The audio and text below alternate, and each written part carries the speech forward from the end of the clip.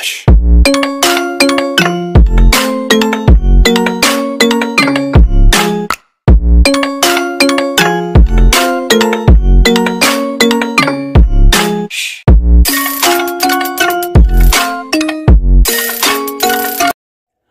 नमस्कार दोस्तों, मेरा नाम तरुण स्वर्णकार है और आप लोग देखना शुरू कर चुके हैं हमारा YouTube channel Indian Ayurvedic doctor. दोस्तों, वीडियो को आगे बढ़ाने से पहले अगर आपने अभी तक हमारा चैनल सब्सक्राइब नहीं किया है तो please do subscribe our YouTube channel and press the bell icon for latest updates. दोस्तों, मैं तरुण स्वर्णकार आपके लिए चरक उत्तरार्ध के लेक्चर्स की एक सीरीज़ लेकर आया हूँ, जिसमें अब तक हमने चरक चिकित्सा स्थान अध्याय 1 और 2 की बात कर ली है। चरक चिकित्सा स्थान अध्याय 3 की अभी बात चल रही है। ठीक है, उसमें हमने अब तक 3 पार्ट बना लिए हैं, ये चौथा पार्ट है। तो पहले हम बात कर चुके हैं ज्वर के पर्याय, प्रकृति, उत्पत्ति, प्रभाव, कारण, पूर्वरूप, अधिष्ठान, बल तथा काल आदि के बारे में, ज्वर के प्रत्यात्म लक्षण के बारे में और प्राकृत और वैकृत ज्वर एवं अंतर्वेग व बहिर्वेग ज्वर की पहले वीडियो में इनकी बात कर चुके। दूसरे वीडियो में हमने विषम ज्वर का वर्णन देख लिया कि 5 प्रकार के होते हैं और सुश्रुत के अनुसार 8 प्रकार के होते हैं विपर्य मिलाकर, और कुछ आचार्य 9 प्रकार के भी मानते हैं। ठीक है, तो विषम ज्वर के बारे में भी हम पढ़ चुके दूसरे वीडियो में। तीसरे वीडियो में हमने धातुगत ज्वर और सन्निपातक ज्वर का वर्णन देखा था। ठीक है, आज हम ज्वर में चिकित्सा एवं पेयादि के बारे में जानेंगे। उससे पहले मैं आपको कहना चाहता हूँ कि मैं जो आपके लिए पढ़ाता हूँ, ठीक है, तो वो सब देख के पढ़ाता हूँ कि भाई कि स्टूडेंट कैसे हैं, हर तरह के स्टूडेंट को समझ में आनी चाहिए वो बात। तो इसलिए मैं थोड़ा स्लो पढ़ाता हूँ, थोड़ा धीरे धीरे पढ़ाता हूँ। तो आप ऐसा कर सकते हैं कि आप 1.25 गुनी या 1.5 गुनी स्पीड से मेरे वीडियो चला के देख सकते हैं। इससे आपका टाइम भी बचेगा, आप पूरा वीडियो भी देख पाएंगे और आपको समझ में भी आएंगी चीज़ें। जिनको जल्दी समझ में आता है ये उनके लिए, और जिनको धीरे समझ में आता है उनके लिए तो फिर धीरे धीरे चल ही रहा है अपना वीडियो जिस स्पीड से चल रहा है। तो आज के दिन के इस लेक्चर को शुरू करते हैं। ये है ज्वर की संप्राप्ति, कॉमन संप्राप्ति। संसृष्टः सन्निपातः पृथग्वा कुपितामलः रसाख्यं धातु मन्वेत्य पक्तिं स्थानानि रस्य च स्वेन तेनोष्मणा चैव कृत्वा देहोष्मणो बलं स्रोतांसि रुद्धवा संप्राप्ता केवलम देह मूलवणाम, मतलब केवलम देह मूलवणाः। ठीक है, संताप अधिकम देहे जनयन्ति नरस्तदा भवत्युष्ण सर्वांगो ज्वरित स्तेन चोच्यते। चोच्यते नहीं है यहाँ पे, ऐसे च उच्यते आएगा, चोच्यते वही है, च उच्यते संधि विच्छेद। तो यहाँ पे संप्राप्ति में बता रही है कि द्वंद्व जो दोष होते हैं, वात पित्त, वात कफ या पित्तवात, ऐसी सन्निपातज वात पित्त कफ या त्रिदोषज। ठीक है, वात पित्त कफ ये कुपित होकर रस नामक धातु से मिलकर अग्नाशय के स्थान से अग्नि को बाहर निकालकर उस अग्नि की गर्मी से संपूर्ण शरीर को उष्ण बनाकर स्रोतों को रोककर संपूर्ण शरीर में फैले। जब वृद्ध दोष फैल जाते हैं तब शरीर में अधिक ताप उत्पन्न करते हैं, तब मनुष्य का शरीर अधिक गर्म हो जाता है और उसे ज्वर से पीड़ित कहा जाता है। दोस्तों, निदान स्थान जब अपन ने पढ़ा था, ठीक है, तो उसमें अपन ने थोड़ा ज़्यादा अच्छे से पढ़ा था। उसमें यही थे, पहले दोष कुपित हुए, ठीक है, उन्होंने फिर अग्नि के पक्ति स्थान या अग्नि का जो स्थान है वहाँ पर वो गए, वहाँ से अग्नि को उन्होंने उठाया और संपूर्ण शरीर में फैला दिया। ठीक है, इसके अलावा दोष दूषित थे तो उन्होंने स्रोतों में अवरोध उत्पन्न किया। कौन से स्रोतों में? रसवाई स्रोतों में। फिर रसवाई स्रोतों में जब अवरोध उत्पन्न हुआ, उससे क्या हुआ कि वो ताप को निकलने की जगह नहीं मिली। ठीक है, तो इसलिए शरीर में संताप उत्पन्न हुआ, शरीर का ताप बढ़ गया और ज्वर की उत्पत्ति हो गई। बस यही ये कहना चाह रहा है। आगे हम बात करें, एक बार इसकी रीडिंग मार लेना दोस्तों, विमर्श की अपन निदान स्थान में भी पढ़ के आए हैं, लेकिन यहाँ पे भाव प्रकाश के अनुसार संप्राप्ति बता रखी है अलग अलग ज्वरों की। वातज ज्वर की अलग, पित्तज की अलग, कफज की अलग, द्वंद्वज की अलग और त्रिदोषज की अलग। ठीक है दोस्तों, आगे तरुण ज्वर में पसीना न आने में कारण बताया गया है कि जो नया नया फीवर होता है उसमें पसीना नहीं आता है जनरली, तो वो क्यों नहीं आता? स्रोतसाम सन्निरुद्धत्वात् स्वेदम न अधिगच्छति स्वस्थानात् प्रच्युते च अग्नौ प्रायश तरुणे ज्वरे, यानी स्रोतों में रुकावट हो जाने के कारण, अपने स्थान से अग्नि के हट जाने के कारण जो है तरुण ज्वर में पसीना नहीं आता है। यानी तरुण ज्वर की परिभाषा के विषय में बताया गया है कि आसप्त रात्रम तरुणम ज्वरम उहुर्निशीर्ण, यानी इस ज्वर में स्रोतों में रुकावट होने के कारण, अग्नि अपने स्थान से हट जाने के कारण प्राय पसीना नहीं आता है। अब हम आगे बात करते हैं आम ज्वर के लक्षण, मतलब जिसमें आम दोष भी उत्पन्न हो ऐसे ज्वर के लक्षण क्या क्या बता रखे हैं। स्रोतों का अवरोध, अग्नि का अपने स्थान से हट जाने के कारण भोजन में अरुचि, अब अग्नि अपने स्थान पर है ही नहीं तो भोजन खाने की इच्छा नहीं होती, ठीक है। अन्न का ठीक रूप से न पच पाना, उदर का भारी होना, हृदय का शुद्ध न रहना, तंद्रा, आलस्य, अविसर्गी, बलवान ज्वर अर्थात सदा एक समान ज्वरों का वेग का होना, दोषों का बाहर न निकलना, मुख से लालस्राव, हृदलास, भूख न लगना, अरुचि और भूख न लगना एक ही बात हो गई लगभग, ठीक है।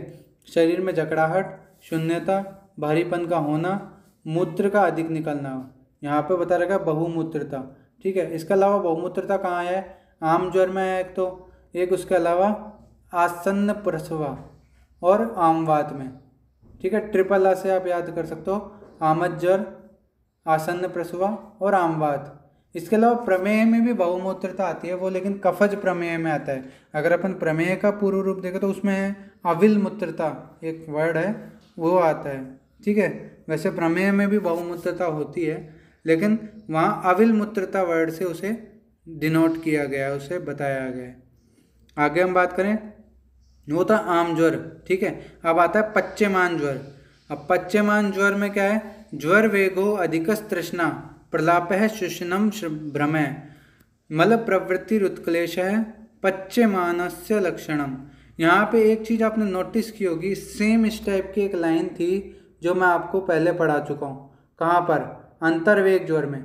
बस वहाँ पे ज्वर वेगों की जगह क्या था, अंतर्दाहो, वहाँ था अंतर्दाहो अधिकस तृष्णा प्रलापः श्वसनम भ्रमः।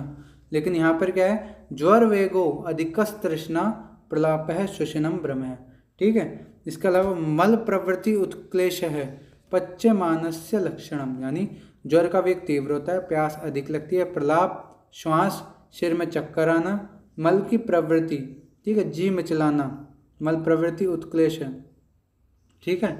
ये सब अगर जब ज्वर में दोष पच जाते हैं तो ऐसे लक्षण उत्पन्न होते हैं, ठीक है। निराम ज्वर, जिसमें आम का पूरी तरह पाचन हो जाता है, तो क्षुत क्षामताम लघुत्वम च गात्राणाम ज्वर मार्दवम दोष प्रवृत्तिर अष्टाहो निराम ज्वर लक्षणम, यानी शुद्ध शामता मतलब भूख लगना, ठीक है, शामता मतलब शरीर का क्रश होना, लघुत्वम शरीर का लघु होना, च गात्राणाम लघुत्वम च गात्राणाम मतलब गात्र मतलब अंगों का जो है लघु होना। इसके अलावा ज्वरम आर्दवम ज्वर के वेग का मृदु होना, ज्वर का वेग कम हो जाना, ठीक है। दोष प्रवृत्ति रष्टा हो कि जो 8 दिन के अंदर अंदर जो है बीत जाने पर ज्वर निराम हो जाता है। यहाँ पे ज्वर के निराम होने का टाइम बता रखा है 8 दिन, ठीक है, ये आप याद रखना दोस्तों। इसके अलावा कई जगह पूछ लेते हैं कई बार पीसीएम की फुल फॉर्म, तो एसिटोमेटाफेन सॉल्ट इसमें होता है, ठीक है, एसिटोमेटाफेन। अब हम आगे बात करते हैं सह औषध चिकित्सा क्रम, मतलब चिकित्सा नव ज्वर में ताज्य वस्तुओं के बारे में बता रखा है यहाँ पे।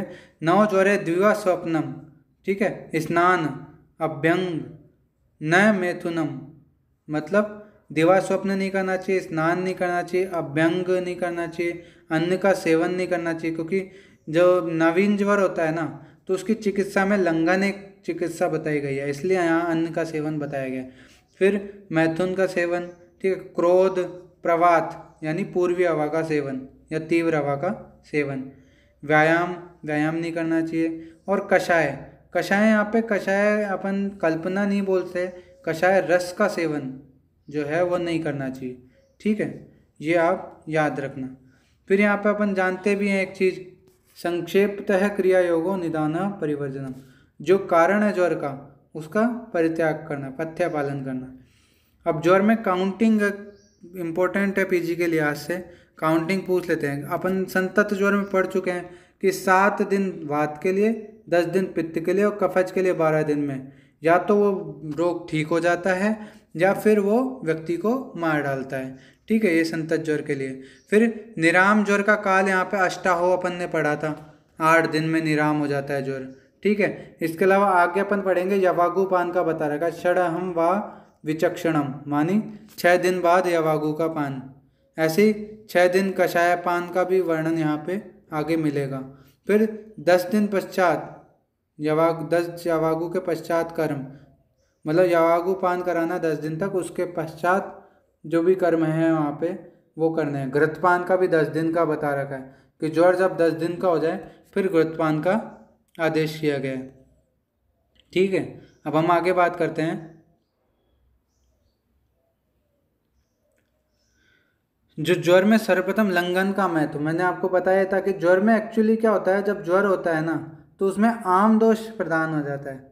स्टार्टिंग में आम दोष के कारण वो ज्वर होता है, तो उस आम को पचाने के लिए लंघन का विधान बताया गया है कि ज्वर की प्रथम अवस्था में उपवास करने से का ही उपदेश दिया गया है, पर धातुशय से, वात से, भय से, क्रोध से, काम से, शोक से और श्रम से होने वाले ज्वरों को छोड़कर अर्थात क्षय आदि ज्वर में लंघन नहीं करना चाहिए। अब यहाँ पे आप सोच रहे होंगे कि ये सब चीज़ें क्यों सिलेक्ट की हैं अलग से कि इनमें अपन को लंघन नहीं करना चाहिए, तो वो इसलिए कि धातुशय हुआ, वात हुआ, भय हुआ, क्रोध हुआ, काम, शोक, श्रम, इनसे क्या है कि वात बढ़ता है और लंघन करने से भी वात बढ़ता है, तो वात की दुष्टि ज़्यादा हो जाती है इससे, और बीमारी ठीक होने के बजाय नई बीमारी पैदा हो जाती है, वही बीमारी बढ़ जाती है। ठीक है, अब इसके अलावा पीजी के लिहाज से इंपॉर्टेंट है, योग रत्नाकर में बता रखा है, ज्वरादौ लंघनम प्रोक्तम, ज्वर मध्य तु पाचनम, ज्वरांते भेषजम दद्यात्, ज्वर मुक्ते विरेचनम।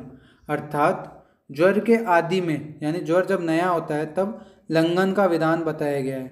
ठीक है, और ज्वर के मध्य स्टेज में पाचन का बताया गया है, और ज्वर के अंत में भेषज यानी मेडिसिन देने का बताया गया है, और ज्वर खत्म हो जाने के बाद एक बार विरेचन कराने का विधान बताया गया है। ठीक है, तो यहाँ पे अपन याद करने की एक ट्रिक है, यहाँ से योग से लापसी, यानी योग से मतलब योग रत्नाकर, लापसी मतलब ला से लंघन, ये आदि में हो गया, पै से पाचन मध्य में हो गया, सी से शरण या विरेचन ये हो गया अंत में। ठीक है, ज्वर मुक्त होने पर, यह आप याद रखिएगा। आगे हम बात करते हैं लंघन का फल, कि लंघन करने से दोषों के नष्ट हो जाने पर जाठराग्नि प्रदीप्त हो जाने के कारण ज्वर का नाश हो जाता है, शरीर हल्का हो जाता है, भूख लगने लग जाती है और चकार से भोजन में रुचि होती है, मतलब वही है कि भोजन में रुचि उत्पन्न हो जाती है, ये है। आगे हम बात करते हैं लंघन कब तक करना चाहिए, कि लंघन जब तक करना चाहिए जब तक जो व्यक्ति है वो उसके बल के अकॉर्डिंग करना चाहिए। अगर मान लो उसको क्षय हो जाए लंघन कराते कराते, वो कमज़ोर हो जाए, तो ऐसा लंघन नहीं कराना चाहिए। और जो लंघन के अयोग्य रोगी हैं, ठीक है, लंघन के अयोग्य हैं जो व्यक्ति, उनका लंघन नहीं कराना चाहिए। अब आगे इसने बता रखा प्राण या बल का विरोध न हो ऐसा लंघन कराना चाहिए, क्योंकि बल के अधीन ही आरोग्य होता है और आरोग्य प्राप्ति के लिए ही यह चिकित्सा क्रम किया जाना चाहिए। ठीक है, जब तक उसके बल का क्षय नहीं होना रोगी के, तब तक लंघन देना चाहिए। यहाँ पे इन्होंने बता भी रखा है कि तभी तक लंघन कराना चाहिए जब तक बल का क्षय ना हो। ठीक है, जब बल का क्षय होने लगे शीघ्र ही लंघन बंद कर देना चाहिए, इसीलिए दुर्बल बालक आदि को लंघन मना किया गया है। ठीक है, आगे हम बात करते हैं दोष पाचक साधन। ठीक है, तो लंघनम स्वेदनम कालो यवागु स्तिक्तको रसय पाचनान्य विपाकानाम दोषानाम तरुणे ज्वरे, यानी लंघन, स्वेदन क्रिया, काल यानी 8वें दिन में जब ज्वर निराम हो जाता है उसकी बात कर रहा है। तिक्त रस से संस्कृत यवागु, यानी तिक्त रस का जो मेडिसिन यूज की गई है उसमें यवागु निर्माण में तिक्त रस के द्रव्य डाले गए हैं। तो ये सब आम ज्वर में आम दोष को पचाने वाले होते हैं। ठीक है, ये आम ज्वर के लिहाज से इम्पोर्टेंट है, ये आम ज्वर के लिहाज से इम्पोर्टेंट है। अब यहाँ पे ज्वर में जल का प्रयोग बता रखा है, तो क्या क्या बता रखा है, उष्ण जल कब देना चाहिए और शीत जल कब देना चाहिए। तो उष्ण जल देना चाहिए वातजन्य, कफजन्य तथा वात पित्त जन्य विकारों में, ज्वरों में। ठीक है, प्यास लगने पर उष्ण जल देना चाहिए। जबकि मदिरा पान से होने वाले ज्वर में और पित्त जन्य ज्वरों में तिक्त रसों से पकाए हुए जल को शीतल बनाकर देना चाहिए। ठीक है, ये याद रखिएगा। इसकी मैंने एक ट्रिक बनाई है, आप लोगों को अच्छी लगे तो आप सोचना। टीचर के साथ मध्य जो पी चिल हो गया, यानी यहाँ पे क्या बता रखा है, यहाँ टीचर से क्या मतलब है, तिक्त रस। ठीक है, और मध्य मतलब मदिरा पान के कारण जो ज्वर हुआ है, ठीक है, वो उसको है ना शीतल जल पीना चाहिए। ठीक है, मद्यपान के कारण जो ज्वर हुआ है उसमें तिक्त रस से शीतल किया हुआ जल पीना चाहिए। ठीक है, टीचर से मतलब तिक्त रस से। ठीक है, और मद्य जो पी, मद्य में मद्यजन्य, ठीक है, मदिरा पान जन्य, और पी से पित्तजन्य, दोनों आ गए। ठीक है, टीचर से तिक्त हो गया यहाँ पे। तो तिक्त रस से जो अपन बनाते हैं सिद्ध किया हुआ ठंडा जल जो पिलाना चाहिए, कहाँ पे, मदिरा पान से होने वाले ज्वर में और पित्त ज्वर में, पित्तजन्य ज्वर में। अब हम आगे बात करें, यहाँ पे षडंग पानीय की बात की गई है, तो ये इंपॉर्टेंट श्लोक है, पूछ लिया जाता है। मुस्त परपट कौशीर चंदन औदिच्य नागरई श्रुत शीतम जलम दद्यात पिपासा ज्वर शांते। अब यहाँ पे इसके पहले कंटेंट बता दिए, फिर इसकी कल्पना बता दी, और लास्ट में ये क्या काम करता है ये बता दिया। तो इसके कंटेंट्स हैं मुस्तक यानी खेत का मोथा या नागर मोथा। ठीक है, परपटक पित्त पापड़ा, उशीर खश, चंदन यहाँ पे चंदन से रक्त चंदन लेना है, उदिच्य, उदिच्य है सुगंध वाला या हरी बेर। ठीक है, और नागरई सौंठ। इन 6 द्रव्यों को शीत कल्पना से, ठीक है, हिम कल्पना से, शीत शीत पहले पका दो, अच्छे से उबाल के ठंडा करना है यहाँ पे। ठीक है, शीत शीतम जलम दद्यात, इस प्रकार का जल देना चाहिए। वो काम क्या करता है, पिपासा ज्वर शांति, कि प्यास और ज्वर की शांति में काम आता है। एक चीज़ आप आगे पढ़ेंगे रक्त पित्त में, वहाँ पे आया हीरीबेर आदि पानीय। तो यहाँ पे हीरीबेर आदि पानीय में क्या है कि जो हीरीबेर है ना उसको वो बोलते हैं अपन उदिच्य को। ठीक है, तो यहाँ पे नागर को अगर हटा दें और यही कल्पना करें पानीय कल्पना षडंग पानीय वाली, तो 5 अंग हो गए यहाँ पे। तो मुस्त परपटक कौशिक चंदन और उदिच्य से जो मिला के पानीय कल्पना बनाई है अपन ने, हीरीबेर आदि पानीय, वो रक्त पित्त में काम आती है। ठीक है, आगे हम बताएं ज्वर में वमन कर्म। तो अगर कफ की प्रधानता हो, वह उत्कृष्ट हो, आमाशय में स्थित हो, तो कफ को निकालने के लिए वमन का प्रयोग बताया गया है। आगे हम बताएं तरुण ज्वर में वमन का निर्देश, कि दोष उत्कृष्ट न हो और रोगी वमन करा दिया जाए तो हृदय रोग, श्वास आना, मोह आदि उपद्रव उत्पन्न हो जाते हैं। ठीक है, तरुण ज्वर में क्या होता है कि दोष अधिक उत्कृष्ट नहीं होते हैं, बिल्कुल दोष स्टार्टिंग स्टेज में बढ़े हुए होते हैं। तो ऐसे में अगर वमन करा दिया जाए तो उल्टा हृदय रोग, श्वास आना, मोह जैसे उपद्रव उत्पन्न हो जाते हैं। आम दोष का निष्कासन हानिकारक, कि दोष का उत्क्लेश जब तक नहीं होता है तब तक उसको अगर यदि बलपूर्वक निकाला जाता है ना तो उसमें अपन को नुकसान होता है। ऐसा कैसे कि दोष का उत्क्लेश जब नहीं होता है तो यह समझा जाता है कि दोष आशय में या धातुओं में लीन हो गया है। इसलिए संपूर्ण शरीर के सूक्ष्म शिरा, त्वचा आदि में व्याप्त और धातुओं में प्रविष्ट यदि साम दोष हो तो वे सुखपूर्वक निकाले नहीं जा सकते अथवा प्राण को नष्ट करने वाले होते हैं। जिस प्रकार कच्चे फल से स्वरस निकाला जाए तो वह फल का नाश हो जाता है। ठीक है, अगर अपन जैसे कच्चे फल का रस निकालने की कोशिश करते हैं तो वो क्या होता है, नष्ट हो जाता है, फल निकलता नहीं है रस। ठीक है, उसी प्रकार है कि दोष क्या होते हैं, सूक्ष्म स्रोतों में चले जाते हैं। ठीक है, जब तक वो अगर कोष्ठ में नहीं आएंगे तो आप कैसे निकाल पाओगे।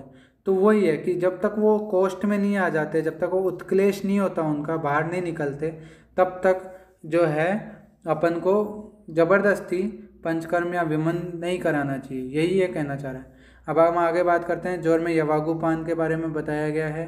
ठीक है, वमन व लंघन के बाद समय पर दोषानुसार औषधि जल से पकाए हुए मंड व यवागु आदि का प्रयोग करना चाहिए। अब हम आगे बात करते हैं यवागु प्रयोग काल, जो मैंने आपको बताया काउंटिंग में 6 दिन तक यवागुपान का प्रयोग करना चाहिए। कि विद्वान वैद्य को यवागु प्रयोग तब तक करना चाहिए जब तक ज्वर मृदु न हो जाए, अथवा 6 दिन तक यवागु का प्रयोग करना चाहिए। षडहम व विचक्षणम, ये यूं क्यों पूछ लेते लाइन, षडहम व विचक्षणम, ठीक है। ये किसके लिए है, यह है यवागु प्रयोग काल के लिए। आगे हम बात करें यवागु से लाभ।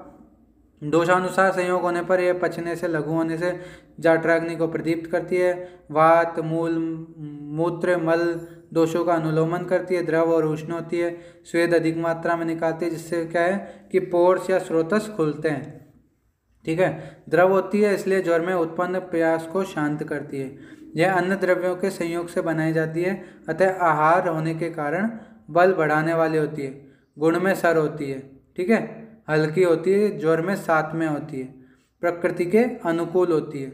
ये सब इसके गुण हैं। क्या क्या, पहला लघु होती है, दूसरा दीपन पाचन करती है, जठराग्नि को प्रदीप्त करती है, तीसरा वातानुलोमन करती है, मलमूत्र का और दोषों का अनुलोमन करती है, चौथा द्रव होती है, इसलिए प्यास को, ज्वर की पिपासा को शांत करने वाली होती है, पांचवा अन्य औषधियों का संयोग होता है, तो इसलिए क्षुधा को शांत करके बल बढ़ाने वाली होती है, ठीक है। गुण में सर होती है, इसके अलावा ज्वर में साथ में होती है, प्रकृति अनुकूल होती है। इस प्रकार यवागु वर्णन है, ठीक है। यवागु प्रयोग में अपवाद क्या बता रखा है कि सामान्यतः यवागु का प्रयोग सभी ज्वरों में करना चाहिए, लेकिन मदिरा पान से उत्पन्न ज्वर या मदात्य में जो व्यक्ति प्रतिदिन मदिरा पीता है, ग्रीष्म ऋतु में ज्वर में पित्त, ठीक है, और कफ अधिक होने पर ऊर्ध्वक रक्तपित्त में यवागु प्रयोग हानिकारक है, ठीक है। ये चीज़ें, ये पॉइंट याद रखना है, या पूछे जाते हैं। अब एक चीज़ आप चरक निदान स्थान में पढ़ के आए हो कि वातज ज्वर, पित्तज ज्वर, कफज ज्वर में, बाकी नॉर्मली भी वातज जब बीमारी होती है, वातज जब रोग होता है तो मुख का स्वाद कषाय हो जाता है, कसैला हो जाता है, कषायास्यता, ठीक है। पित्तज में कटुकास्यता हो जाती है और कफज में मुख माधुर्य होता है। ये चीज़ याद रखना दोस्तों। अब हम बात करते हैं तर्पण का प्रयोग। तो ऊर्ध्वक रक्तपित्त हो, ठीक है, या फिर ज्वरावस्था में मुख से रक्त आता हो तो तर्पण का प्रयोग करना चाहिए। यह आप रक्तपित्त वाले अध्याय में भी पढ़ेंगे। ज्वरनाशक फलों के रस का व धान के लावा, सत्तू, मधु व चीनी मिलाकर प्रयोग करना चाहिए। अब आगे हम बात करें दातुन का विधान कि मुख में जो रस होना उसके विपरीत और प्रिय दातुन करना चाहिए। जैसे मुख का रस कटु हो रखा है, ठीक है, तो उसके विपरीत रस का, मधुर जैसे रस का सेवन, मतलब जो आपको प्रिय भी हो ऐसे रस वाले दातुन करना चाहिए, ठीक है। दातुन से क्या होता है, मुख में स्वच्छता होती है, अन्नपान की अभिलाषा होती है और मधुर आदि रसों का स्पष्ट रूप से, अब जो रसनेंद्रिय है उसकी सफाई होगी तो ऑब्वियसली जब है ना टंग के बर्ड्स क्लियर होंगे ना, तभी तो आपको स्वाद अच्छे से महसूस होगा। तो रसों के स्पष्ट ज्ञान के लिए दातुन जरूरी है, ठीक है। दातुन के पश्चात कर्म क्या है कि गर्म पानी से मुख का प्रक्षालन करना चाहिए, दही का पानी या इक्षु का रस, गन्ने का रस, ठीक है, मदिरा आदि से मूंग की दाल, जंगल पशुओं के मांस रस के साथ आहार करना चाहिए। फिर ज्वर में कषाय देने की अवधि कि 6 दिन व्यतीत हो जाने पर ज्वर के रोगी को हल्का भोजन कराने के बाद दोषों में पाचन और निराम दोषों में शमन कषाय को पिलाना चाहिए। मतलब पाचन और शमन करने वाले जो कषाय हैं उनका प्रयोग 6 दिन बाद, 6 दिन ज्वर के 6 दिन व्यतीत हो जाने के बाद कराना चाहिए। अब हम आगे बात कराते हैं। ये एक चरक चिकित्सा 30 का श्लोक है, आगे आपको इसकी डिटेल बताऊंगा, लेकिन ये आप एक बार याद कर लेना। ज्वरे पेय कषायश्च क्षीरम शर्पी विरेचनम, ये क्षीरम पहले आएगा, तो क्षीरम शर्पी विरेचनम षडहे देयम वीक्षम दोष बलाबलम, अर्थात दोषों का बलाबल देखकर ज्वर में 6 दिन पेय, उसके बाद 6 दिन कषाय, 6 दिन सर्पी, 6 दिन दुग्ध और 6 दिन विरेचन कराना चाहिए, ठीक है, दोष के बलाबल को देखते हुए, ठीक है, ये यहाँ पे बता रखा है। अब हम आगे बात करें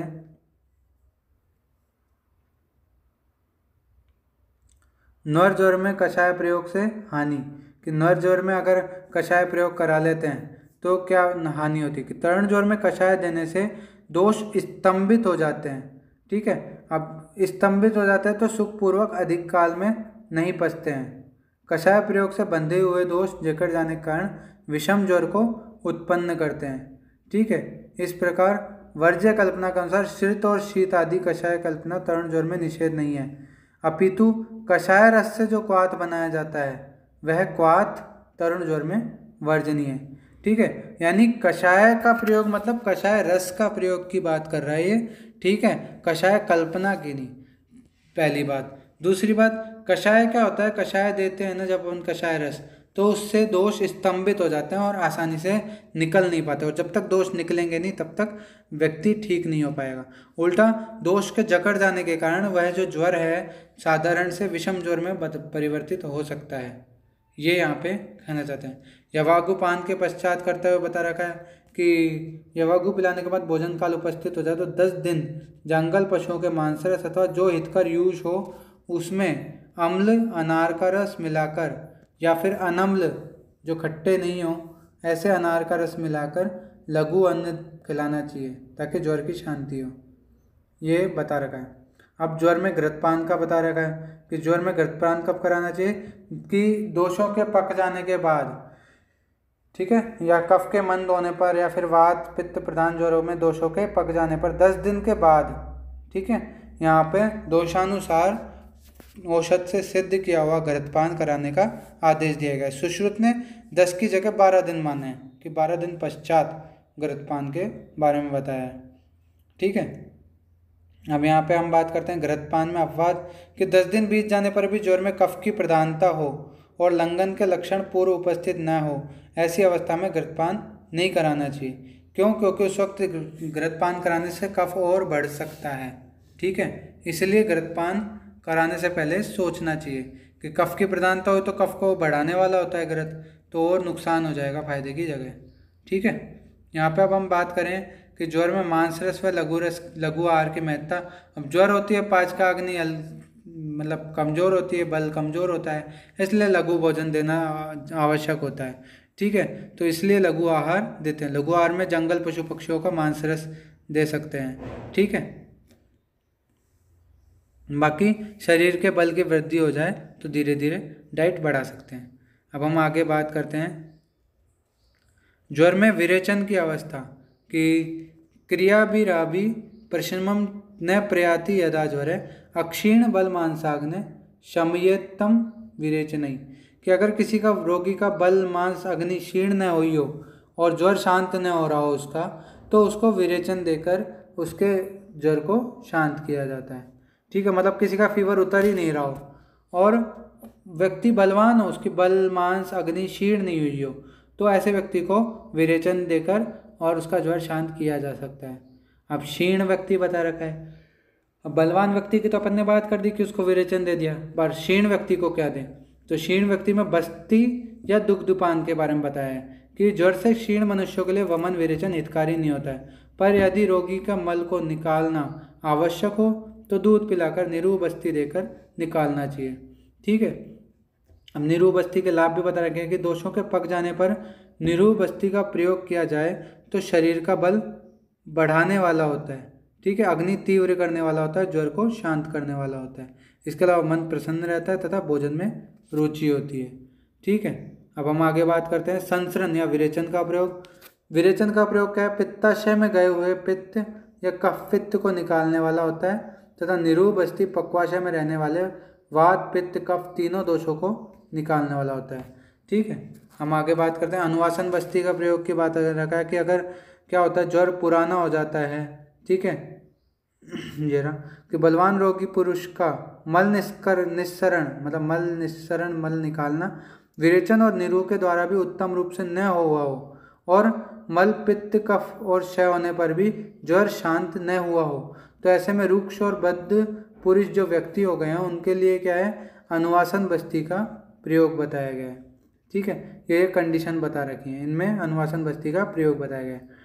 अब नस्य की विधि, पहली बात तो मूर्ध विरेचन वर्ड है यहाँ पे नस्य के लिए, ये पूछ लिया जाता है पीजी में कि मूर्ध विरेचन कहाँ है, किस में कहा गया है, ज्वर अध्याय में कहा गया है। ठीक है, तो इन पूर्वक चिकित्साओं के करने पर भी सिर में भारीपन अगर हो, शिरोरोग हो मतलब कुल मिला के कि सिर में शूल हो, इंद्रियों का विवध हो और अपने विषय का ग्रहण करने में समर्थ न हो, ज्वर जीर्ण हो गया हो, तो ऐसे में मूर्ध विरेचन या नस्य देना चाहिए। ठीक है। अब हम आगे बात करते हैं बाह्य चिकित्सा में। बाह्य चिकित्सा में यही है कि अगर उष्ण ज्वर है तो वहाँ शीतल लेप आदि करने चाहिए। अगर शीत ज्वर है तो उसमें उष्ण जो हैं प्रदेय करने चाहिए। वही चीज़ बता रही है यहाँ पे कि जीर्ण ज्वर में शीत, उष्ण ज्वरों में विभाग कर, अर्थात शीत कारणों से उत्पन्न ज्वर में उष्ण, ठीक है, और उष्ण कारणों से उत्पन्न ज्वर में शीत प्रदेय आदि का प्रयोग यहाँ पे बताया गया है। अब हम आगे बात करें ज्वर में धूप की व्यवस्था, कि जीर्ण ज्वर केवल त्वचा मात्र में ही अवशेष हो और जिन ज्वरों में आगंतुक ज्वर का अर्थात भूत प्रेत अभिशाप अभिचार आदि का संबंध हो तो जीर्ण ज्वर धूप देने से या अंजन प्रयोग से शांत हो जाता है। ठीक है। अब आते हैं ज्वर में विविध पेय आदि, इनके बारे में हम अगले वीडियो में चर्चा करेंगे। ठीक है, तब तक के लिए बाय बाय। होप आपको वीडियो समझ में आ रहे हैं। कोई भी डाउट हो, कोई भी क्वेश्चन हो, कोई भी क्वेरी हो तो नीचे कमेंट बॉक्स में ज़रूर बताएं। और वीडियो अगर आपको लग रहा है कि मैं थोड़ा स्लो पढ़ा रहा हूँ तो उसके बारे में भी आप बता सकते हैं, मैं थोड़ी स्पीड बढ़ा दूंगा। लेकिन अगर फिर भी अगर आप कोशिश करें कि 1.25 गुनी या 1.5 गुनी स्पीड पे मेरे वीडियो देखें ताकि आपको अच्छा लगे, आपको समझ में भी आएगा और टाइम भी बचेगा आपका। ठीक है दोस्तों, मिलते हैं अगले वीडियो में, तब तक के लिए बाय बाय।